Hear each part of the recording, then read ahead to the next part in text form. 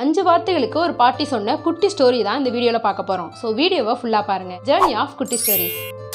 ஒரு சின்ன பையனுக்கு அவனோட ஸ்கூலில் faith, trust, hope, confident, over confident இந்த வார்த்தைகளுக்கான அர்த்தத்தை தெரிஞ்சுட்டுவான்னு ஒரு ஹோம்ஒர்க் கொடுக்குறாங்க. அந்த பையனும் வீட்டுக்கு வந்த உடனே அவங்க பாட்டி கிட்ட போய் இதுக்கான அர்த்தத்தை கேட்கறான். அதுக்கு அவங்க பாட்டியும் ஒரு கிராமத்துல இருக்க எல்லா மக்களுமே கடவுள்கிட்ட மழை பெய்யணும்னு வேண்டிட்டு இருக்காங்க. ஆனா ஒரே ஒரு பையன் மட்டும் கண்டிப்பா மழை பெய்யும் அப்படின்னு நினைச்சு ஒரு கொடையை எடுத்துட்டு வரான். அதுக்கு பேர் தான் ஃபேத் அப்படின்னு சொல்றாங்க. இப்போ செகண்ட், ஒரு அப்பா அவரோட குழந்தைய மேல தூக்கி போட்டு விளையாண்டுட்டு இருக்காரு. ஆனா அந்த குழந்தைக்கு எந்த ஒரு பயமே இல்லாம சிரிச்சுக்கிட்டே இருக்கு. ஏன்னா அந்த குழந்தைக்கு தெரியும் தன்னோட அப்பா கீழே விட மாட்டாரு அப்படின்னு. அதுக்கு பேர் தான் ட்ரஸ்ட்.